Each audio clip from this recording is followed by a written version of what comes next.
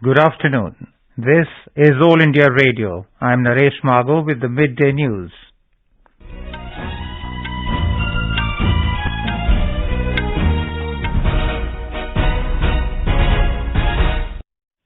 The headlines. Election process begins for Gujarat Assembly elections with the issuance of notification for first phase polling. Campaigning picks up momentum in Himachal Pradesh. Election Commission announces election schedule for Assembly by-polls in 5 states and Mainpuri Lok Sabha seat in Uttar Pradesh. Proliferation of nuclear and missile technologies is a matter of concern, says New Delhi in UN Security Council. 7 Indian women boxers, including Lavlina Borgohain, to play their quarter-final matches in Asian Boxing Championships at Amman today. And in T20 Cricket World Cup, final league match of Group 1 underway between England and Sri Lanka at Sydney. In Gujarat, the process of filing of nominations for the first phase of Assembly elections began today after the Election Commission issued a notification for the first phase of polls. Voting will be held in 89 Assembly seats of Saurashtra, Kutch and South Gujarat in the first phase. Candidates can file their nomination forms for the first phase till the 14th of November. Meanwhile, political activities are gaining momentum in the wake of the Assembly polls. A report from our correspondent. The ruling Bharatiya Janata Party today launched Agresar Gujarat campaign to receive suggestions from the public for its manifesto. The party is also finalizing the names of the candidate for the coming polls. The 3-day State Parliamentary Board meeting being chaired by Union Home Minister Amit Shah will conclude today. Meanwhile, veteran state BJP leader and former State Health Minister Jai Narayan Vyas resigned from the party today. However, he has not yet joined any political party. Congress party has also received a setback after senior Congress leader and Secretary of All India Congress Committee Himanshu Vyas quit the party today. Aam Aadmi Party has also geared up its political activities to reach out to people ahead of the polls. Aparna Khun, AR News, Ahmedabad. In Himachal Pradesh, which is going to polls for the Assembly election on the 12th of this month, campaigning has reached a feverish pitch. Senior leaders of major political parties are touring the state to woo the voters. The Prime Minister is now addressing a rally at Sundarnagar in Mandi district. Let us go live to Sundarnagar. एक भी काम उन्होंने 2012 से 17 आपने उनको sir आंखों पर बिठाया, आपका एक भी काम उन्होंने किया नहीं, खोल करके देखा नहीं घोषणा पत्र उन्होंने।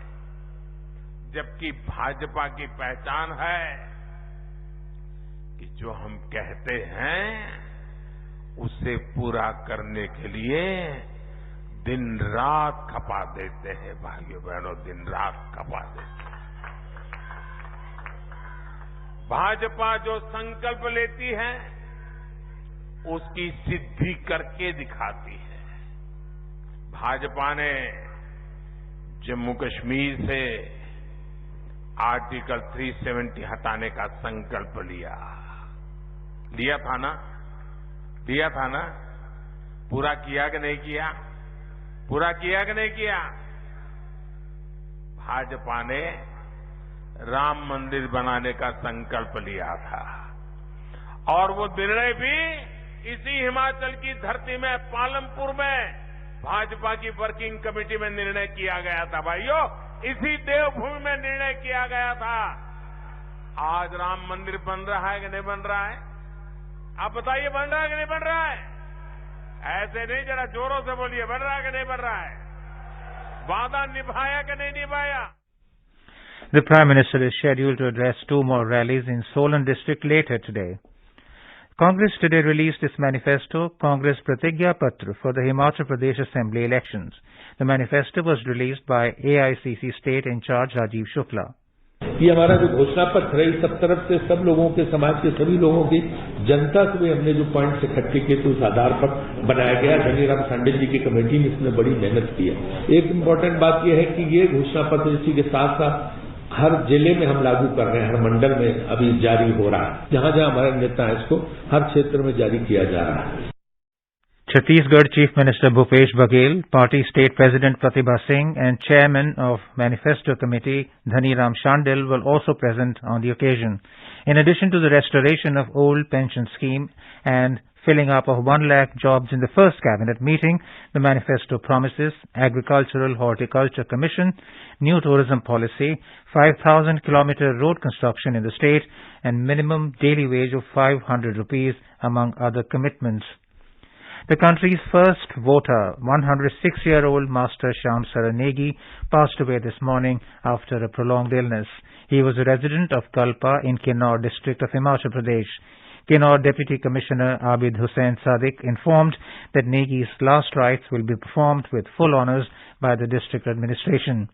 Negi had cast his vote for the Himachal Pradesh Assembly elections through postal ballot 3 days ago. Chief Minister Jairam Thakur has expressed grief over the demise of Master Shyam Saranegi. The Election Commission has also mourned the demise of Mr. Negi. The Commission said he was not just the first voter of independent India, but a man with exceptional faith in democracy. He said he inspired millions to vote, and even before his demise, he voted for the ensuing Himachal Pradesh Assembly election through postal ballot on the 2nd of this month. Information and Broadcasting Minister Anurag Singh Thakur also expressed condolences over the demise of Shyam Saranegi.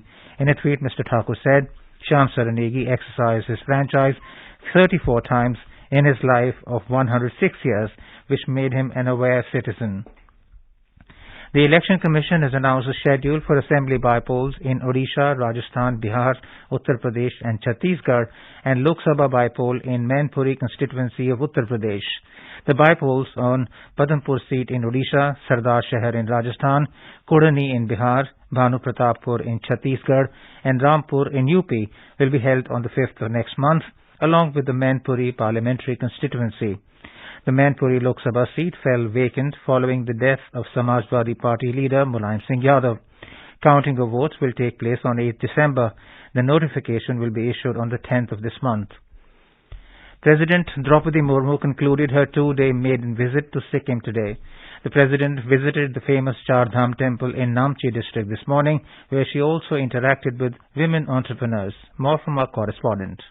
On the final day of her visit to Sikkim, President Draupadi Murmu offered prayers at the Char Dham temple in Namchi district this morning. She visited stalls displaying organic products, handloom, woodcraft and Thanka painting, among others, set up by various self-help groups from Sikkim's all 6 districts. She inquired about the products and encouraged women participants for their efforts. The brief program concluded the President's visit to the state, during which she had virtually launched various central and state government projects from Gangtok yesterday, with Namo Dikshit Saikat Sarkar from Gangtok for AIR. This is All India Radio giving you the news. For quick news updates round the clock, follow us on our Twitter handle at AIR News Alerts. Competition की अगर आप कर रहे हैं तैयारी, तो उनके लिए ऑल इंडिया रेडियो पर हम लाए हैं अभ्यास, एक ऐसा कार्यक्रम जिसमें आप पूछेंगे सवाल व्हाट्सएप नंबर 9289094044 पर, या फिर ईमेल करेंगे abhyas.airnews@gmail.com पर, और हमारे विशेषज्ञ देंगे इसका जवाब. आपका अभ्यास हमारा प्रयास.